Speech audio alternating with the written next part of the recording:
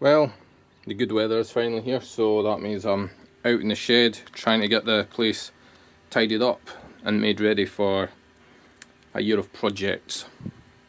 So yeah, as you can see, it's just absolutely horrendous, and this is what tends to happen during the winter. I just get totally lazy and just start doing little quick projects in the house, then coming back here and just throwing stuff in the shed once I'm finished with it, and then it gets out of hand.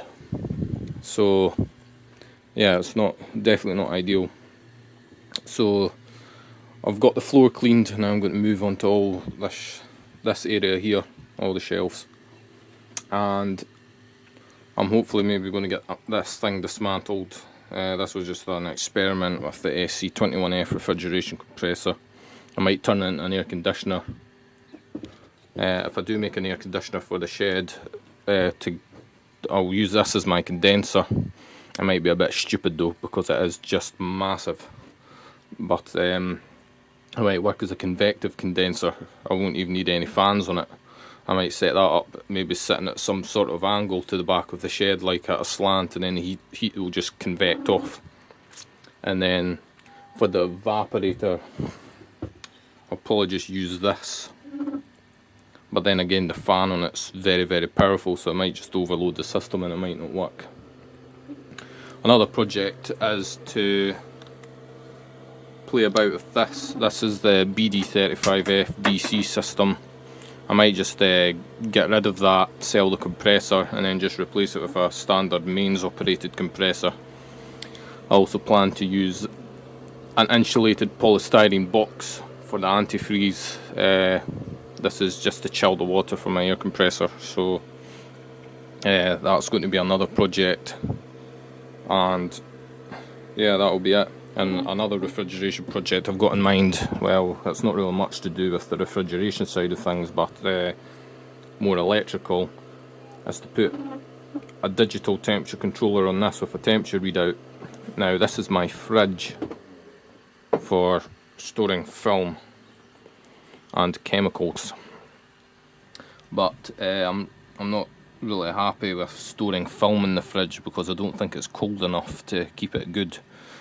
Yeah, you'll extend the life by putting the film in the fridge, but I think it's best to store film in the freezer and developer in the fridge, because with the amount of 16mm film I'm going to be developing, I'll need quite a bit of developer.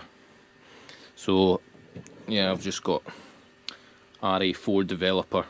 As you use it, it changes colour, eventually ends up going purple.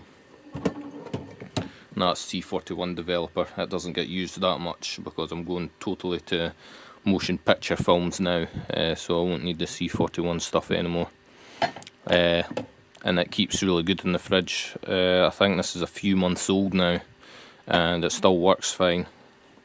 And it's just mostly 60mm film, and I've got my 100 foot rolls in there, which are made up all in Total Darkness. So yeah, so there'll be quite a bit going on this year, and I'll be moving to another room in the house, I think, so I'll be able to get the Raspberry Pi time-lapse going as well, and I'll have a nice view of the whole garden.